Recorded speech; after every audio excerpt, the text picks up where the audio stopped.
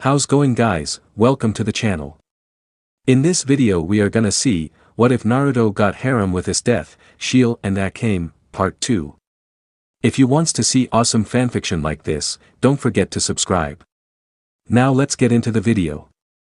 Akame stood completely still, as she looked down, trying to avoid eye contact with the glowing blonde in front of her. What do I do? She asked herself. She was one of the most highly trained assassins in the world. How could she say something so sensitive and secretive? Hey. Are you alright? Naruto asked looking at the girl. He moved to stare directly into her eyes, not even an inch away from her face. Akame stuttered out, trying to control herself. The blonde just tilted his head in confusion. Naruto was about to ask the girl again how she knew his name, but the sound of violent coughing stopped him. Naruto, get over here. Tatsumi shouted out, as he set Sayo down, and moved over to Doya still in her chair. Naruto nearly lost his lunch from the sight of her. She hung limply in her chair, with blood steadily dripping out of her mouth. Farther down her outfit had been ripped open, and her entire chest had been opened up. Organs could be seen hanging out of her body. Naruto slowly swallowed his lunch, and bent down next to her. Doya, stay calm. You're going to be alright. She looked up weakly, and with a small smirk. Damn it, Naruto. No. No, I'm not. That injected me with something, and cut out my liver. Before she could finish, she violently began to throw up blood, and other bodily fluids. Doya. Naruto shouted out in desperation and fear, gripping her shoulder. She looked back up at with a genuine smile.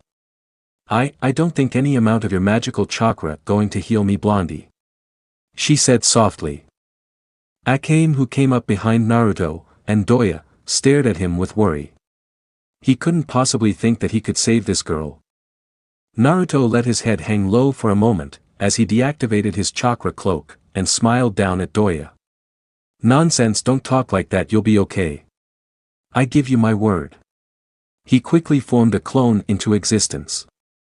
Much to Akame's surprise and curiosity. Take care of her, he said, looking back to Tatsumi, who was trying to take care of his severely injured friend. Understood, boss. The clone said, as his irises became yellow and his pupils taking on a cross-like shape. He had entered Sage of Six Paths mode.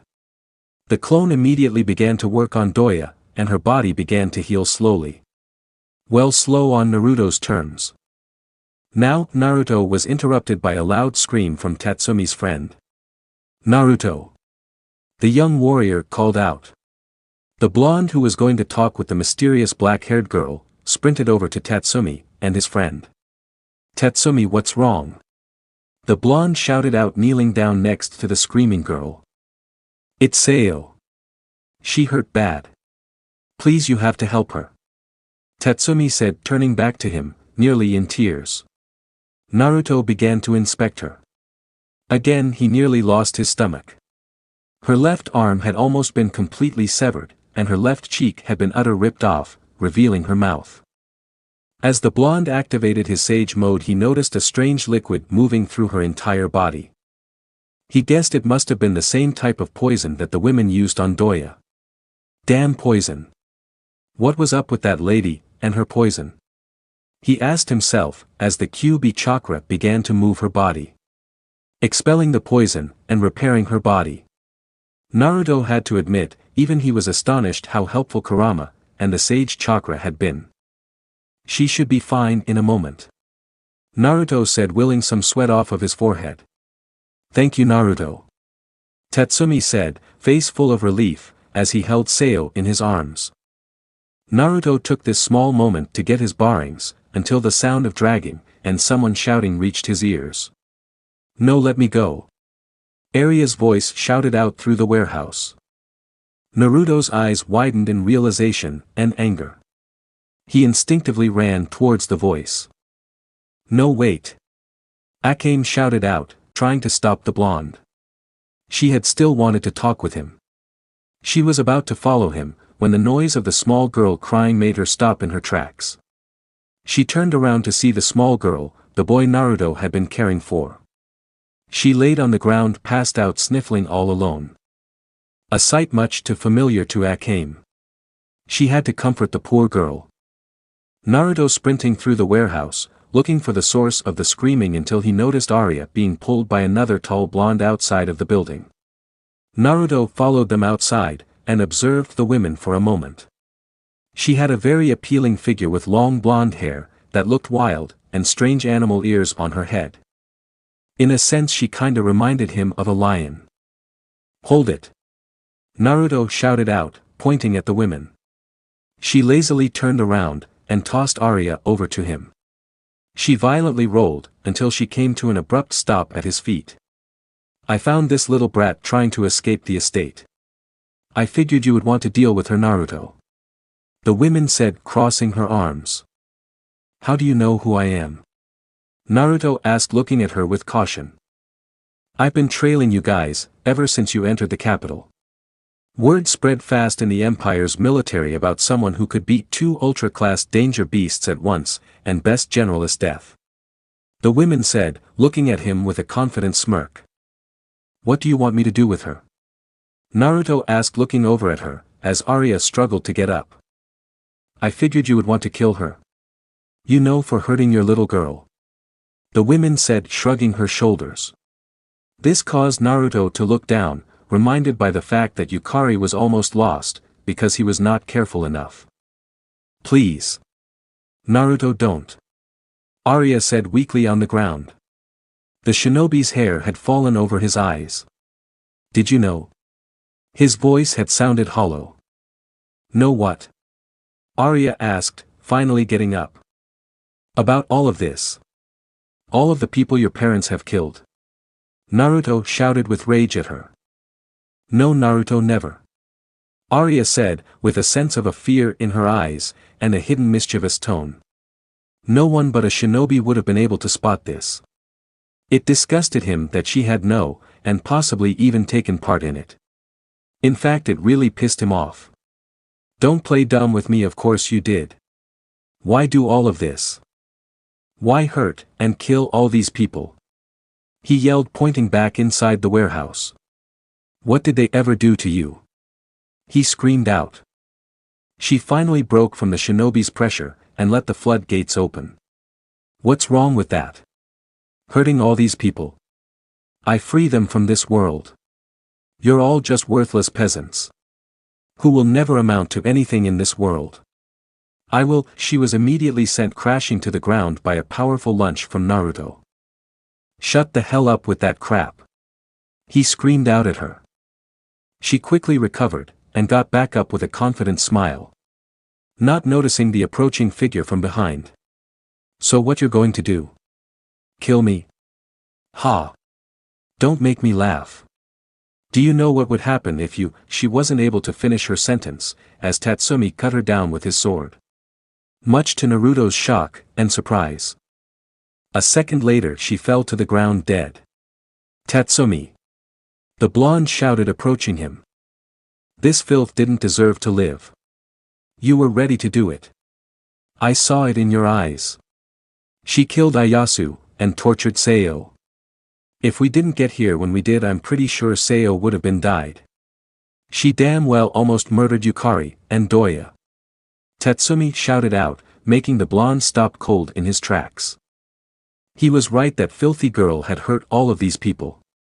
He was so ready to kill her, even though it wasn't his policy to do that. Akame quickly walked out from inside the warehouse, avoiding eye contact with the blonde. She had observed the entire thing. It had only made her more interested in him. The amount of self-control he had when talking to that girl. If it was her, she would have just cut down the sadist where she stood. "We should leave," she said, approaching Leon. "Now wait a moment. This is the boy you're talking about, right?" Leon asked, pointing over to Naruto, who was busy talking to Tatsumi about what had just happened. "I think so," she said, looking away from the blonde with a soft blush. Her vision had described him perfectly. "We should take them with us." Leon said with a grin. Why would we do that? Akame asked looking up to her friend. To find out if he knows anything, and Akame cut her off. And to recruit them. She said, already knowing her friend had some master plan. Yes, exactly. We're always short-handed. She said, shrugging her shoulders again. I guess. Akame said, looking away again. At least she could get to know the boy a bit more. Perfect. Hey, you two. She shouted, turning back to the boys, but then immediately paused at the sight that awaited her. Another exact copy of him stood there with a smaller blonde girl unconscious on his back.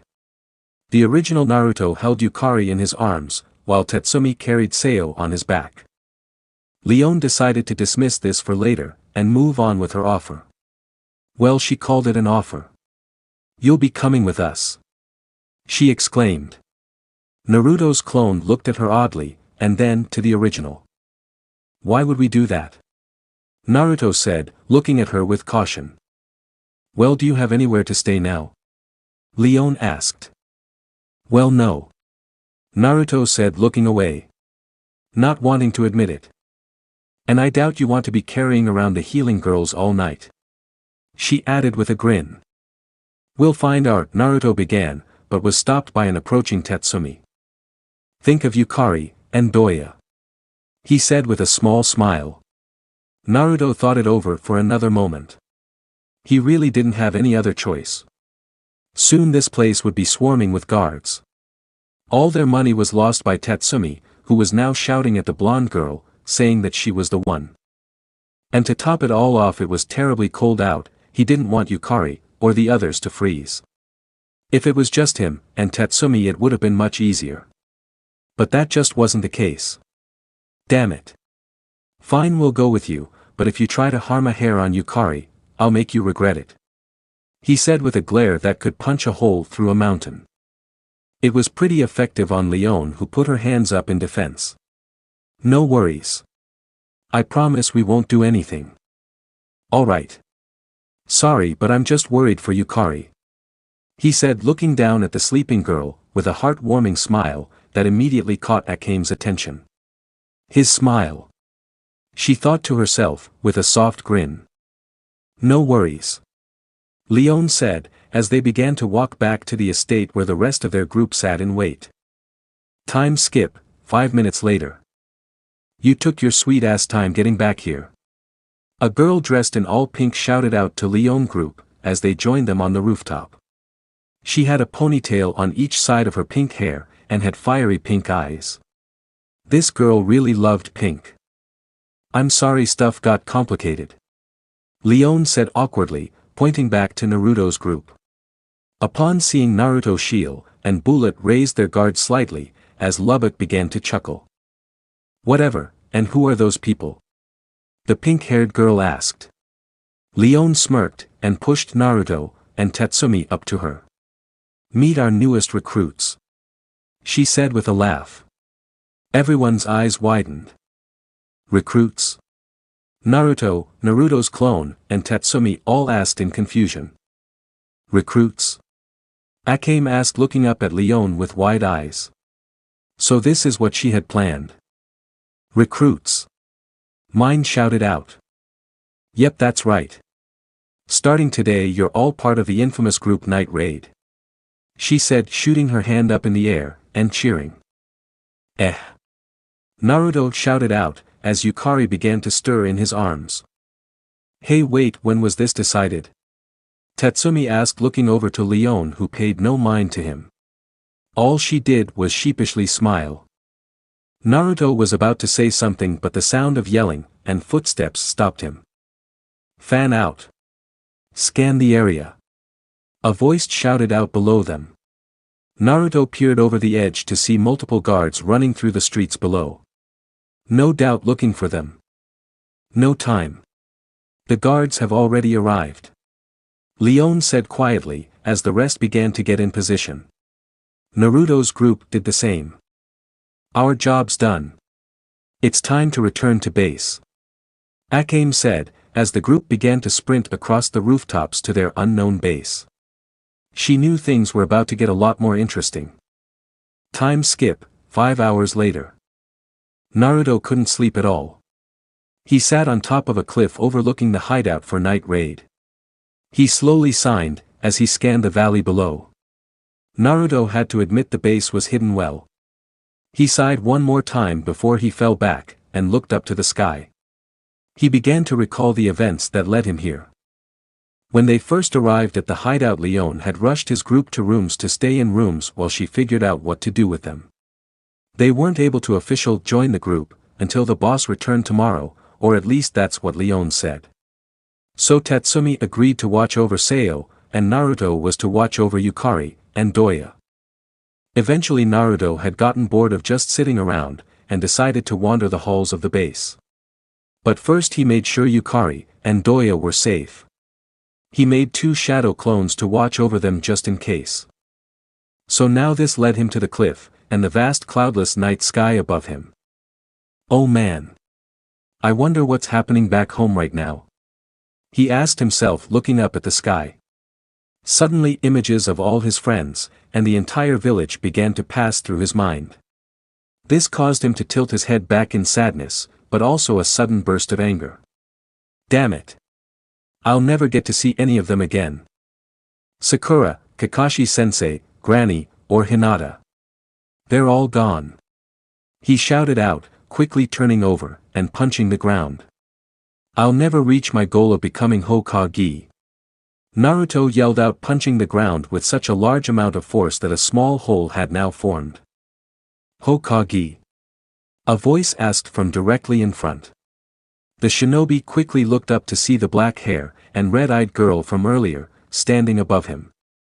She was dressed in what Naruto could only guess was pajamas. If he recalled right, her name was Akame. Oh, it's you. Akame, right? So you're already keeping tabs on me? He said with a small chuckle, as he got off the ground, and sat down overlooking the valley again. Akame's eyes quickly widened at this. No, nothing like that. I went to find something to eat, and I spotted you heading out. She said, avoiding eye contact with him. Originally Leon was supposed to watch the new guest, but Akame had found her passed out in her room. I'm just joking. Naruto said with a small grin. He motioned her to sit next to him. She hesitantly took him up on his offer, and sat with her legs crossed. She too stared up at the sky, her eyes widened at the sight. Were there always this many stars? She thought to herself. This place is truly amazing. The blonde said out of the blue, startling Akame a bit. It felt weird for the assassin. She had always, or at least Leon had said that she would act too cold to new people. But here she was sitting with someone that was still a complete stranger to her. Her training had taught her how to kill people, not how to interact with them. This left her in a social awkward state. But with this boy she felt weird. His personality wasn't like any other. He seemed to radiate something made Akame want to talk, maybe it was the dream affecting her thinking. Also another thing that drew her closer to him was his smile. She had caught glimpse of it earlier, it was something not meant for this world. She had never seen such a warming smile like his. It was like something out of a book. The sky does look quite nice. She finally said, trying to put on a blank look. She didn't know what to do. I used to look up at the sky on nights like this in my village. I thought if I looked hard enough I could see my future. Naruto said with a chuckle, as he laid back on the grass looking up. Did you ever? Akame asked, looking at him with curiosity. No, never. And besides, I don't think anything could have predicted what was going to happen to me. He said with a soft smile. Akame saw it again, his smile. Something not meant for this cruel world. You mentioned something called a Hokage? She asked, looking out into the valley. Yeah. It's the leader of our village. The Hokage's supposed to be the strongest, and most respected shinobi in our village. They would protect the village with their lives. He said, putting his hands behind his head. What was your village called? Akame asked. She desperately wanted to know where her mystery boy had come from. The blonde sat up, and moved closer to her. Konoha. It's in the land of fire, he said, with a saddened expression. Akame knew she may have hit a bad note. Was his village destroyed, or was he banished from it? It's a great and powerful nation where I come from, Naruto said, looking down, trying not to think about it too much. And where's that? Akame asked, moving her head down, below Naruto's face. She stared up at him with her big red eyes. A small blush appeared across the blonde's face. You wouldn't believe me if I told you, he said, looking away. Akame simply shook her head at this, looking at the blonde, providing him with her full attention. She wanted to know. Naruto simply sighed, and looked up at the sky one more time. I come from another dimension. At least I think. Huh? Akame asked, eyes going wide. She certainly never expected to hear something like that.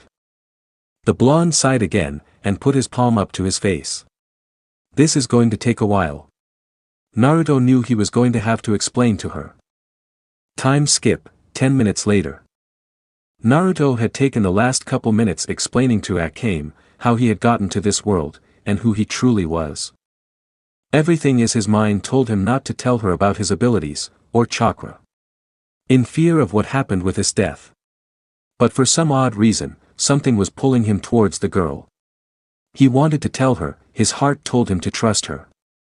That's incredible, Akame said, wide-eyed, as Naruto finished his story. She couldn't believe how much the blonde had been through. His story sounded incredible, and insane at the same time, but for some reason it all seemed possible to Akame. She's seen so many strange things in her life, so it didn't feel all that strange to her. That Naruto wouldn't be from this world. It would explain that warm and loving smile. She thought to herself, and then suddenly shook her head in embarrassment, blush spreading across her cheeks. Lucky for her that Naruto wasn't paying too much attention to her, as he was too focused on the beautifully moonlit valley below. Yeah. You could say I've been through a lot, but it doesn't really matter to me anymore. All I care about is taking care of Yukari, and the rest of the group, he said with a determined expression, turning back to Akame. Where'd you meet her? She asked with curiosity. She could tell that he was close to the girl. Yukari? Naruto asked. Yeah. You two don't seem to be related in any way. Naruto leaned back on the grass, and took a deep breath. I met her when I was transported to the northern tribes, from my world. Her grandfather had taken me in when I was unconscious, and nearly drained of chakra. He was a night raid supporter. When I awoke he was getting attacked by Imperial soldiers. Naruto paused. They killed him, nearly killed her too. If I didn't stop them she would be dead right now, he said, looking back at her with a great deal of sadness, and an equal sad smile. That was a smile she was all too familiar with. The smile she's seen countless times on people she had killed or people she had known. It didn't look right on the blonde, not one bit. The sad smile quickly disappeared from his face. The Uzumaki turned back, and looked into the valley. I don't mind that much. I do miss my friends, but I've realized something in this time that I've been here. What's that? She asked, shifting on the ground next to him. All the hate and corruption in this world. It's not right, not one bit. All the people are suffering here because of it. I may not be from this world, but from what I've seen in a short time here proves it all. And now I promise that I will do everything in my power to make this world safe, he shouted, leaping up into the air, and throwing his hand up towards the sky. I will protect this world, and save it from this corrupt empire, he yelled out, making his hand into a fist. Akame looked up at him speechless. The way he spoke was amazing. She could see now that Naruto truly was an amazing person. A truly kind person. A person not from this cruel world, but still he would be willing to save it. Even after their small-time talk, Akame had to admit to herself that she already admired him. He truly is one of a kind, she thought to herself with a soft smile. Oh wait, hey, that does remind me of something, the Uzumaki said, standing near the edge of the cliff, as he put on a think pose. "What is Naruto?"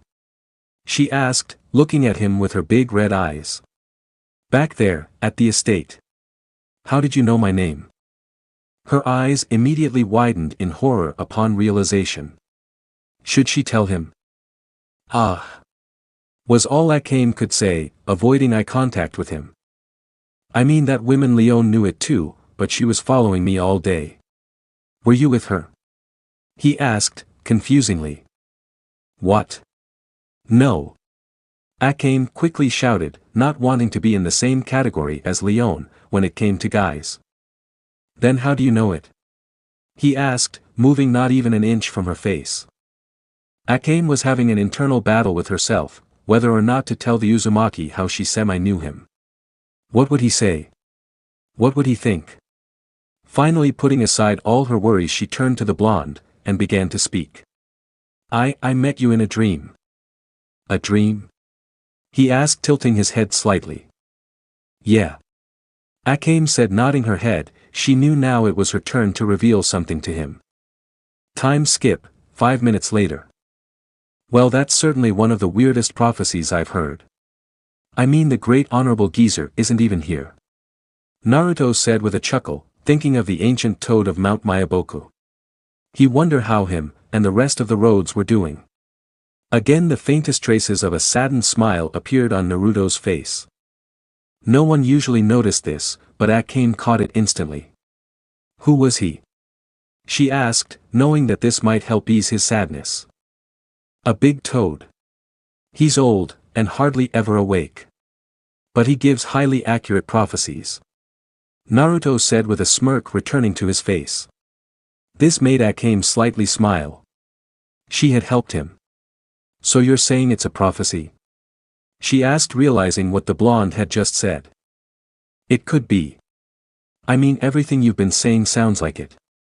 I've experienced the occasional prophecy now and then," the Uzumaki said, staring up at the stars, with a carefree expression. "Aren't you a little weirded out by it though?" Akame asked, seeing his expression, as he stared down at her.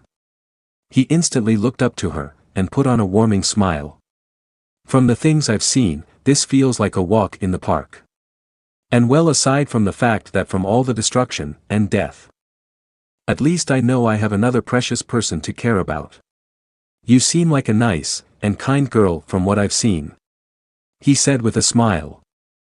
"Naruto," Akame said with a deep blush, as the blonde quickly sat up, and took Akame's hand into his.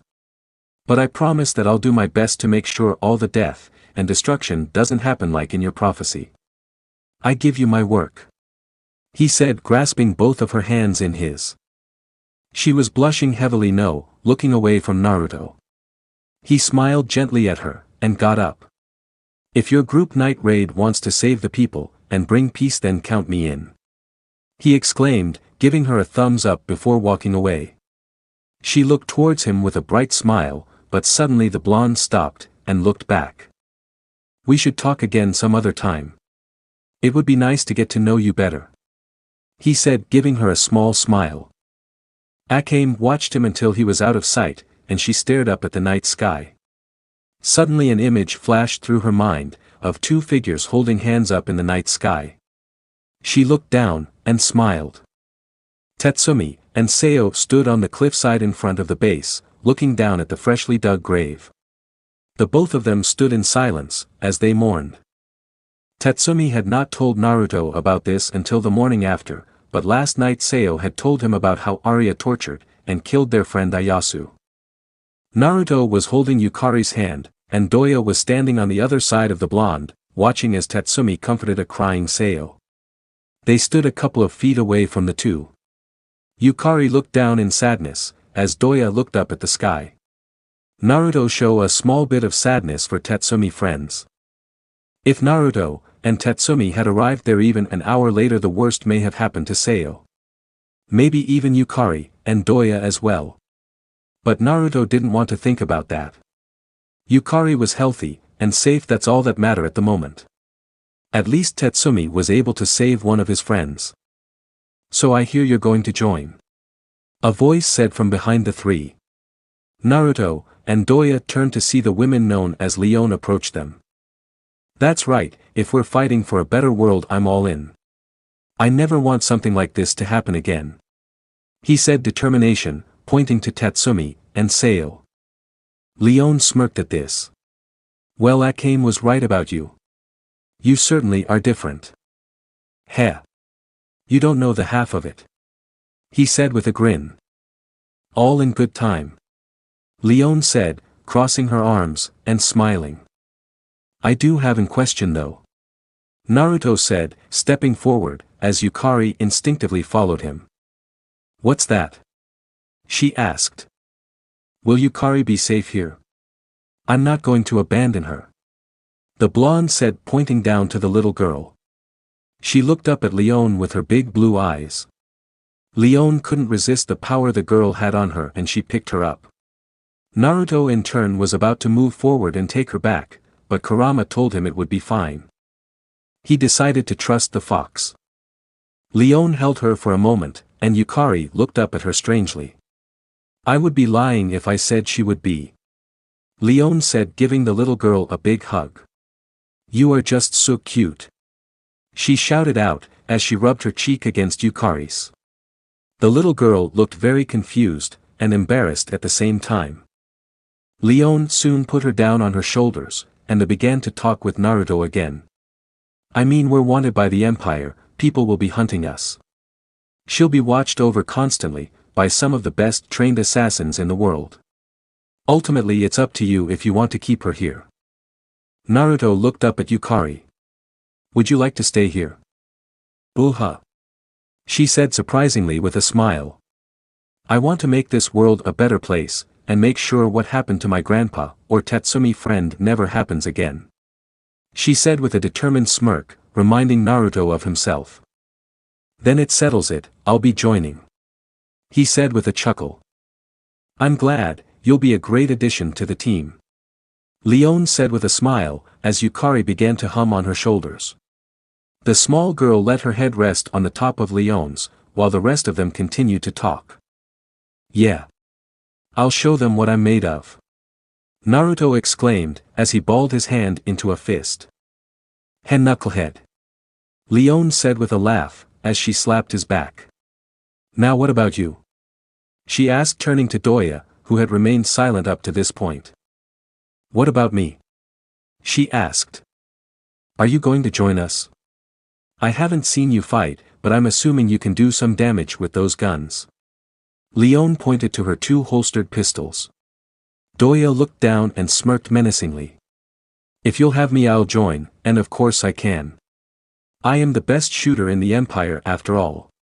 She said, looking up with a smirk. Leon instantly got the idea, that involved a certain pink sniper. She smiled from the idea. Great. Leon said, simply, trying not to reveal her later plans. What about Tatsumi and Seo? Naruto asked. Leon quickly put on a thinking pose, as she looked back towards the two standing on the cliffside. Tatsumi shows potential to truly be a great assassin, as we saw last night with that sadist family. But he still needs to prove himself to use. Now Seo, she's a wild card.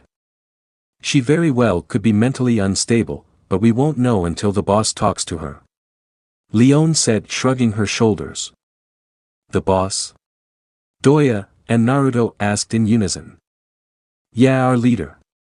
She's currently away right now, but she's due back today. Leon informed them. Why doesn't Naruto or I have to prove ourselves? Doya asked the assassin. Call it intuition if you want, but you seem like you know your stuff. And Naruto. She paused while looking at him, as she sized him up again. He blocked Sheele's ecstase, which is supposed to cut through anything, and he launched our toughest guy through the air like a rag doll. She said, sighing, as she recalled the moment last night, when Bullet told her about the incident. You did all of that? Doya asked, turning her head back to him. More or less. He said with a carefree glance. Still, it was an amazing feat. Also, I was listening in on your conversations last night with Akame. Naruto's face turned bright red. He had no idea Leon was watching them the entire time. And I must say she's taking a liking to you, but back to the topic. You say you're a shinobi from another world, and basically you can do all these extraordinary things with this thing called chakra. Leone said, nodding her head, with a cat-like smirk. Yeah. Naruto said, with a blank expression. He already knew that she knew all of this.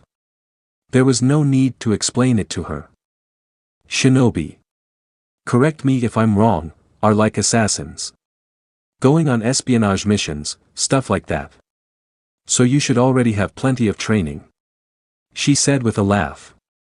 Yukari had been observing the three the entire time, as she continued to hum. Yeah, I mean I've done plenty of that stuff, just not. Naruto paused for a moment. Murder. Leone finished for him. Yeah. I've killed people, but that's just out of self-defense, or if they were trying to harm Yukari. Naruto said, looking up at the girl. She smiled down at him. A soft smile appeared across his face. He would protect the girl no matter what. There's your reason to fight. Right there. Leone said with a smile, as she put Yukari down. The little girl quickly moved back to Naruto's side, and grabbed her hand. Huh? What is? He asked, looking extremely confused. To protect her. Leone said, pointing down at the little girl. You'd be making the world a better place for her. Think of it. A world where no one had to live in fear of the Empire.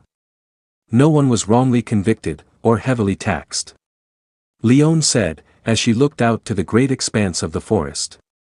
The wind slowly blew past the group. Naruto was the first one to notice Tatsumi, and Seo standing in front of them. Yo Tatsumi. You okay? Naruto asked, looking at the saddened boy.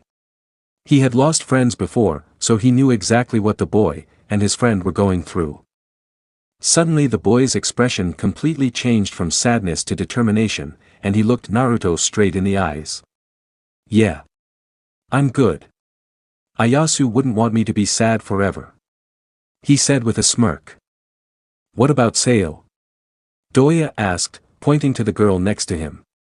She stared down at the ground, not daring to look anyone in the eye, and with a slight nod she confirmed to the ground that she would be okay. Or so they thought. So have you decided to join yet? Leone asked. I really don't know if I'll be fine with Tatsumi couldn't finish his sentence, as Leone grabbed, and began to drag him back to the HQ. Well, while you decide, let's go meet everyone. She shouted out with joy. All right. Naruto shouted out, as he set Yukari on his shoulders. Yeah. The little girl shouted out, as well, causing the others to laugh. You two seem like father and daughter. Doya said with a smirk, as they began to walk off, leaving Tatsumi and Seo behind. He looked back at Ayasu grave one last time before he felt a hand go around his. He looked over to see Seo, gently smiling at him. Come on Tatsumi. It wouldn't hurt. From her comment the boy felt like he got an extreme boost of self-confidence back. Right. He shouted out, sprinting towards Naruto and his group with Seo in hand. They now both had small smile on their faces, much to Naruto's relief. The group walked into the rather large hideout that they had stayed in the night before. They walked straight into a dining room, where a woman with purple hair and equally purple eyes sat at the table in the center. She wore a rather revealing outfit, with pair of glasses. The woman had a scar across her right cheek as well. Naruto instantly narrowed his eyes. This was the woman from last night that nearly cut him in two. This is Sheele. Leone said, pointing at the women. She began to get up to proper meet them. Hello everyone. I'm Wah. She cried out, as she began to trip on the ground. Before anyone could react, Tatsumi rushed forward, and caught the women. Are you okay? Tatsumi shouted out, as he held her in his arms. She looked up at him, with a smile. Her big purple eyes staring into his. Yes. Thank you. A small blush appeared across the boy's face, as he immediately put her down. Clumsy as ever Sheele. Leone said, crossing her arms, and shaking her head. I'm terribly sorry. Sheele said, bowing in front of Tatsumi. It's fine. He blurted out, throwing both of his hands up. Anyway, Sheele, these are our newest members. Meet Naruto Uzumaki and Doya Nisbet. Leone said, introducing the two blondes next to her. Tatsumi took this moment to move back next to Seo to avoid any more awkward moments. Nice to meet both of you, she said, walking up to both of them before she caught full view of Naruto. Oh wait, you were the boy from before, right? You surprised me. I never thought that sort of thing could happen to my Taigu, she said with a smile. Yeah. People say I'm full of surprises, Naruto said with a grin. What about those two? Sheele asked, pointing to Tatsumi and Seo. Oh. This is Tatsumi and Seo. They're still deciding if they should join or not. Want to give them any words of encouragement? She asked her with a mischievous smile. She'll put on a thinking pose for a moment. Well, since you know of our location, you'll be disposed of if you do not join. Think about it, she said with a blank expression, as she went back to her seat. Tatsumi and Seo stood there for a moment with deadpan expression, before turning to each other in a moment of fear. What the hell are these people still doing here? A voice shouted out from behind them. They all turned to see a girl wearing a blinding amount of pink. She was the one from the night before that had yelled at them. Oh mine, these are our newest members, Naruto and Doya, Leone said with a smile, presenting the two. She stared at the two for a moment. New members? But the boss isn't even back yet. Maybe she just realizes our amazing talent, Doya said with a laugh. Mine stared blankly at Doya for a moment. What the hell are you supposed to be? A cowgirl or something? This is how my village dresses, she shouted back, pointing to her outfit. Nah. What kinda weapon does she use? A lasso? Mine joked. Why you? I'm the best shot in these parts, she shouted out, showing off her two pistols in their holsters. Ha ha ha ha ha ha ha ha. I'd love to see you beat me and my pumpkin in a duel, Mine shouted out, as she nearly fell over from her laughter. Anytime, Pinky, Doya said with an annoyed and pissed off look. Mine continued to laugh for a couple more moments until she spotted Naruto with Yukari on his shoulders. And you? She shouted out, pointing to the blonde. Huh? Me? Naruto asked, pointing to himself. Yeah. Who's that? Mine asked, pointing up to Yukari, who ducked down a bit from view. This is Yukari, the little girl I'm taking care of, Naruto said with a smile, as Yukari slowly popped her head up from behind Naruto's.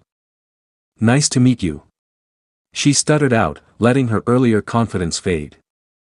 On the other hand, Mine's personality took a 180 degrees when she saw Yukari. Ah, she's so shy, she exclaimed, moving up closer to Naruto to get a better view of Yukari. She suddenly got the familiar memory of herself when she was younger, as she stared up at her. But unlike her, this little girl had someone strong watching over her. Mine knew that this Naruto guy was extremely strong, but she had to play it cool in front of him. So you're the other one joining? She asked, looking at the blonde.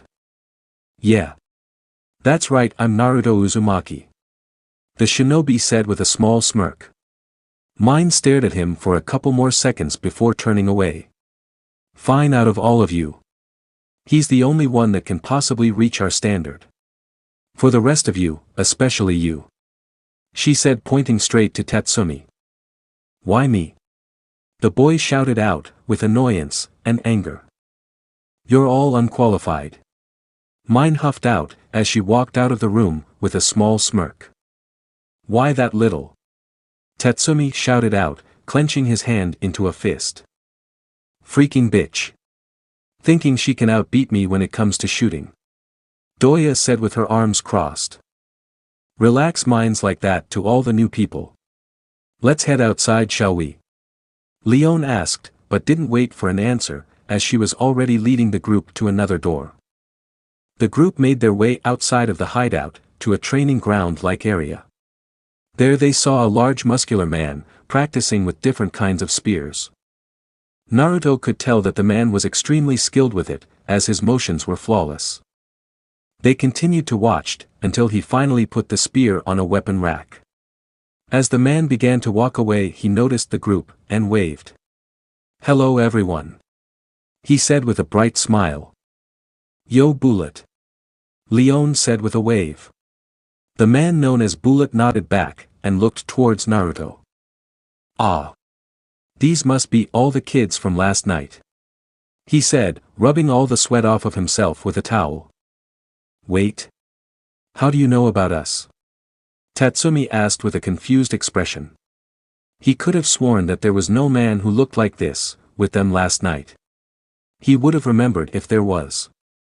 "Oh, I'm sorry, you probably don't recognize me. I was wearing my armor," the man said with a bright smile. Tatsumi instantly remembered the hulking figure from yesterday. "I'm Bullet by the way," he said suddenly outstretching his hand. "Tatsumi, and this is my friend Seo," he said, motioning to the girl next to him as he shook Bullet's hand. A grin suddenly appeared on Leon's face, and she slid up next to Tatsumi. "He's gay. By the way." Tatsumi and Seo's faces turned to shock. Now Leon. "I don't want Tatsumi here to get the wrong idea," he said with a wink, looking at Tatsumi. The boy just had a deadpanned expression, while Leon tried to contain her laughter. Once she settled down, Leon pointed to the two blondes next to her. "These are our newest members. Naruto, and Doya. Nice to meet you," Naruto said, shaking the man's hand. "Same," Bullet said with a grin. Doya gave him a slight nod, and he returned it. "So you were the boy from last night," he said, turning back to Naruto. "I must say you pack quite a punch. Dented my armor pretty good," he said with a laugh. "Remember the hit he took trying to stop the boy?" "Yeah. Sorry about that, I needed to get to this little one," Naruto said, pointing up to Yukari. She stared at Bullet for a moment, before looking away. "Understandable," Bullet said with smirk. "Shall we move on everyone?" Leon asked. Everyone gave her a slight nod. After they said their goodbyes to the man, the group began to walk out of the training grounds until Bullet called out to Naruto. "We should spar sometime, Naruto." The blonde gave him a thumbs up. "You got it." Bullet watched as the group left. "Those kids are going to go far," he said to himself. After they left the training grounds, the group entered a densely wooded area, which Leon stopped them in. Just beyond them lied what looked like an open clearing with steam rising up from it. "The next one's a massive perv. Girls beware," she said, looking back the group with a serious expression. All the girls nodded, and they began to slowly walk ahead. A young man with shoulder-length green hair, green eyes and red goggles on top of his head laid down quietly, behind some bushes next to the hot spring. He wore a long green jacket with a fur-trimmed hoodie. "It's almost time for Leon to take her bath. Now will be my chance," he whispered excitingly. "Really, you're supposed to be an assassin. But you can't even hide from me," a voice said from behind him. Lubbock slowly turned around in fear to see Leon standing over him with a devious grin. "Leon? This isn't what it looks like." "Oh really?" she asked sarcastically. Lubbock looked nervously around, until he spotted the new recruits behind her. "Hey, you're the new guys, aren't you? Leon, what's the story behind all of them?" he asked, pointing to them. The women turned around for a second to look at the group. Well, she immediately froze when realization hit her, and dust flew past her. She jerked her head to see Lubbock running away in full sprint. "Hey, get back here!" Leon screamed back at him. But the boy didn't listen. "Sorry guys, I'll properly introduce myself later," he shouted back with a laugh before he disappeared into the trees. Well, that was Lubbock. He'll probably introduce himself later, I guess. Oh well, on to the last one. Naruto's already pretty familiar with her, she said, looking at him with a wink. The blonde slowly looked away in embarrassment, and the rest of the group stared at him with confusion. Leon led them to a small clearing where a large fire burned, and a giant bird could be seen roasting over it. What, no way? Is that an evil bird? Sayo blurted out, pointing to it. Both her and Tatsumi were astonished on how someone could take such a high-class danger beast down. Doya simply crossed her arms, but she was still impressed over the fact. On the other, Naruto was wondering how something like that would taste. Sure is, Leon said with a smirk. Tatsumi and Sayo both let out gasped, even though they already knew what it was. So I take it she's the last one? Doya said, pointing in the direction of the bird. She. Tatsumi and Sayo both asked in unison. The two quickly jerked their heads over to where she had pointed. Akame could be seen eating a large piece of meat from the danger beast. Hey Leon, she said, looking back, as she took a bite of it. Her eyes slightly lit up when she saw Naruto. Yo Akame, Leon said with a smile. Akame chucked a piece of meat over to her. You should eat. Leon gladly accepted, and started to eat it. Akame looked over at the shinobi with a smile. Naruto, she said with a nod, tossing him a piece of the danger beast. Thanks. How's it going? The blonde asked, setting Yukari down in front of him. Akame responded with a smile, as she sat down on the ground. Naruto soon sat down right beside her, and placed Yukari on his lap. How'd you meet her, Naruto? Doya asked, as Yukari looked over to Akame. I met her last night after all of you went to bed. We talked for a little bit. The blonde said with a sheepish grin. Yukari stared up at the girl with her big blue eyes, and smiled. You're Akame, right? She asked. Akame bent down to Yukari's level with a smile. That's right. Yukari's eyes instantly lit up, and she hugged Akame tightly, much to everyone's surprise. Thank you for all you've done, she said, looking up at the assassin. No thanks needed, Akame said with a smile, as she patted her head. Yukari smiled, and moved back onto Naruto's lap. Have the rest of them joined yet? Akame asked, looking towards Leon. Doya has. The women said, pointing to the cowgirl. Doya gave her a slight nod. Here, Akame said, tossing her a piece of meat. Thanks, she responded back, as she took a bite of it. Akame looked blankly over to Tatsumi and Sayo. The rest of them don't get any until they join, she said with a monotone voice. A shiver went down both Tatsumi and Sayo's spines. You hungry, Yukari? Naruto asked, knowing that the little girl had been eyeing the food for a while. Boo-ha, she said slowly, her eyes fixed on it. This caused Akame to giggle slightly. The little girl reminded her of herself when it came to food. Here, have some, Naruto said, handing her the food. Yukari grabbed it, and took a large bite out of it, surprising everyone. It's good, she shouted out, with a mouth full of food, causing everyone to laugh. Doya took the opportunity to sit down next to Naruto during this time. Don't you think you're going a little extreme with this? Leon asked Akame, walking up beside her, and pointing to the danger beast. The boss is back, she said blankly, as a woman with short silver hair and purple eyes walked up from behind the fire. She wore an eye patch where her right eye would have been. She was dressed in a black suit that showed off a good amount of her cleavage. But her most striking feature was her mechanical right arm. Leon's hair stood up on her back, remembering what she had forgotten to do. Shit, she thought to herself. Yo, the women said with a smile.